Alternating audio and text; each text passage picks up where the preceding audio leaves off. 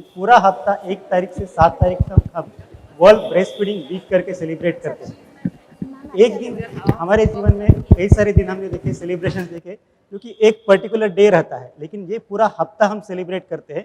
क्यों सेलिब्रेट करते हैं? क्योंकि इसका एक दिन में हम इम्पोर्टेंस सबको कन्वे नहीं कर सकते हैं, इसीलिए हम पूरा 1 वीक ब्रेस्ट फीडिंग के लिए डेडिकेट करते हैं।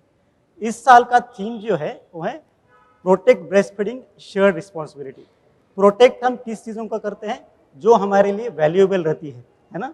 तो उसी तरह breast feeding is most valuable part that humans have received from the God. Mummy के पेट में जब बेबी रहता है उसी समय से process of development of breast होती है और बेबी डिलीवर होने के बाद तुरंत मिल्क आ जाता है। आप इमेजिन कर सकते हैं, आप हमको खुद के लिए खाना बनाने के लिए कितने सारे एफर्ट्स करने पड़ते हैं। हम एवरीडे वर्क करते हैं किसके लिए? पेट भरने के लिए, है ना? बट बेबी के लिए हमारे लिए इतने अच्छे से अरेंजमेंट है कि बेबी पेट में है माँ के, उसी समय से process of development of breast start होती है, मिल्क का डेवलपमेंट स्टार्ट होता है और बेबी आते ही तुरंत उसको मिल्क रेडी रहता है।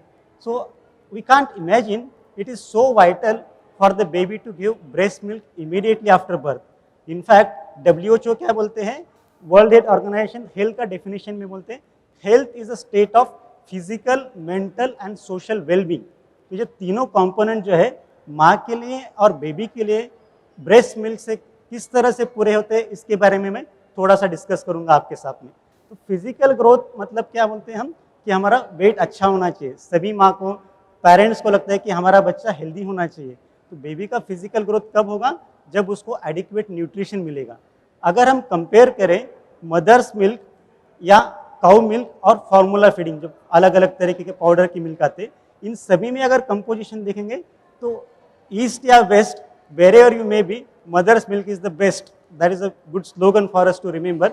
मदर्स मिल्क का जो कंटेंट रहता है बेबी के लिए सबसे अच्छा रहता है, चाहे वो कार्बोहाइड्रेट्स, प्रोटीन्स, फैट रहे या माइक्रो न्यूट्रिएंट्स रहे, जो किसी भी बाकी मिल्क में नहीं मिलता है वो मदर के मिल्क में रहता है। That is about physical growth. And physical growth doesn't mean कि बेबी हमको चब्बी बनाना है, क्योंकि ओबेसिटी जो रहती है, अगर बच्चा शुरू से अगर चब्बी रहता है, ओवरवेट रहता है, तो उसको आगे चल के ओबेसिटी, हाइपरटेंशन, डायबिटीज, इसका भी रिस्क बढ़ता है। इसलिए हमको बच्चों को हेल्दी चाहिए बट ओबेस नहीं चाहिए, and that is the reason we want them to stick on the mother's milk only. So that is about the physical growth. And second part of the physical growth is, जब हमको infections नहीं होते हैं तो उससे भी हमारा physical growth and development अच्छा होता है। तो mother's milk is called as a living tissue. मतलब खाली वो मिल्क नहीं है, वो लिविंग टिश्यू है, क्योंकि उसके अंदर बहुत सारे सेल्स रहते हैं, लिविंग ऑर्गेनिजम्स रहते हैं, जिससे बेबी का फक्त खाली न्यूट्रिशन नहीं होता है बट उनका इम्यूनिटी भी डेवलप होता है। अभी हम सब लोग कोविड के बारे में चिंतित है ना? सबको लगता है कि मदर के मिल्क से भी कोविड जा सकता है, या मदर को कोविड इन्फेक्शन होगा तो उसको भी, बेबी को भी रिस्क रहेगा। तो ये बिल्कुल गलत है। मदर के मिल्क के थ्रू कोविड का इन्फेक्शन नहीं जाता है। अभी हमारा 1.5 साल का एक्सपीरियंस है कोविड के बारे में। तो मदर कोविड पॉजिटिव है तो भी हम बेबी को ब्रेस्ट फीडिंग दे सकते हैं, लेकिन साथ में हमको कुछ चीज़ें ध्यान देनी है, जैसे कि मास्क अच्छे से पहनना है, हैंड वॉशिंग करना है, जिससे बेबी को जो हॉरिजॉन्टल ट्रांसमिशन हम बोलते हैं उसका रिस्क होने का कम रहेगा। On the contrary, now we have started vaccination for the pregnant mothers. Why? Because again, अगर मदर को कोविड का वैक्सीन मिलेगा तो उससे क्या होगा? माँ के शरीर में कोविड के लिए एंटीबॉडी, प्रतिकार शक्ति तैयार हो जाएगी, और ये प्रतिकार शक्ति जो है माँ के मिल्क के थ्रू बेबी को मिलेगी। इस तरह से जो कंप्लीट फिजिकल हेल्थ जो है बेबी का अच्छे तरह से डेवलप हो जाएगा। Next component of good health is physical, then mental health. Mental health मतलब हमको सबको पता है कि ब्रेन का डेवलपमेंट अच्छा होना चाहिए। हमें सबको हमें लगता है कि हमारा बच्चा होशियार होना चाहिए, है ना? तो जो मेंटल डेवलपमेंट के लिए सर्टन सब्सटेंसेस रहते हैं, स्पिंगोमाइलिन्स रहती है, DHA रहता है, ये सब सब्सटेंसेस जो माइक्रोन्यूट्रिएंट्स रहते हैं, ये सब मदर्स मिल्क में रहते हैं। अभी हम देखते हैं कि बहुत सारे फॉर्मूला प्रोडक्शन कंपनी है, ये अलग अलग प्रोडक्ट्स ऐड करते हैं, पेरेंट्स को अट्रैक्ट करते हैं कि देखो ये पाउडर देंगे तो बेबी का ब्रेन अच्छा डेवलप हो जाएगा, बट ये सब गलत है।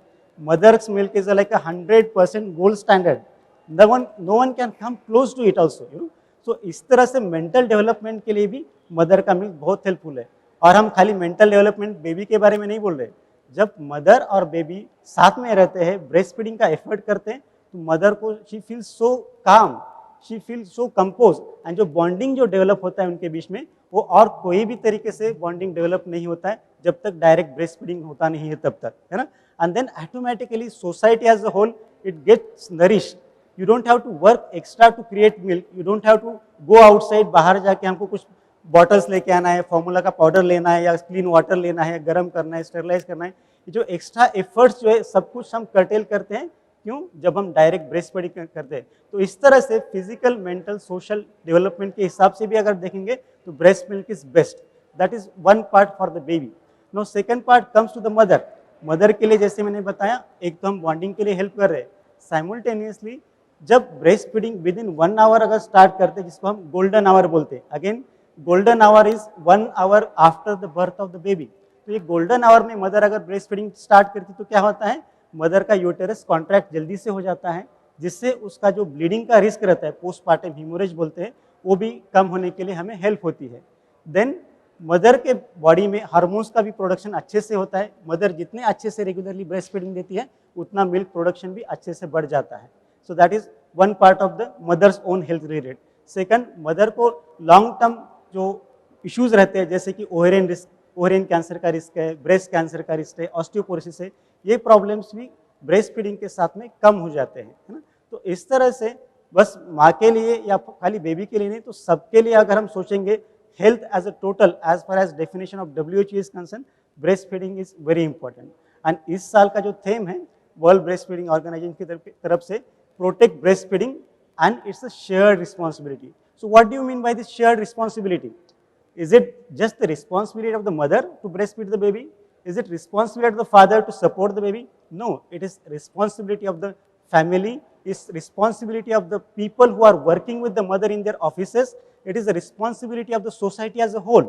And as a part of that, you can see in our hospital, we have got a OPD where there is a separate room for the mother, so that mother can be comfortable if there is need of breastfeeding in the OPD practices. Similarly, we should have got a similar facilities for the mothers at the social common places, may it be malls, may it be bus stations or railway stations, जहाँ पे mother comfortably बैठ के baby के लिए feeding कर सकती है. तो इसका सोशल इंपॉर्टेंस खाली हम न्यूट्रिशन की तरफ नहीं देखते हैं. हम सभी लोग आजकल economy, not just economy, but also we are thinking about the ecosystem. So if you see the carbon footprints created by this formula feeds are, I will say, they are beyond our imagination. So if you are really worried about our ecosystem, if you are really worried about our future generations to come, so everyone has a role to play in terms of prevention of this production of the formulas and distribution of formulas for the babies, and we should support more to the breastfeeding. That is the reason it's not just protect breastfeeding, it is also a shared responsibility of each and everyone. You may not be working in the hospital, but आप बाहर भी जहाँ पे भी, I am sure सभी के offices में कोई ना कोई मदर रहती है, तो उनके लिए हम क्या कर सकते हैं, किस तरह से सपोर्ट कर सकते हैं. As an individual, I want all of you to think about it and let's contribute for this a social cause, for a humanitarian cause to protect the breastfeeding. Thank you very much.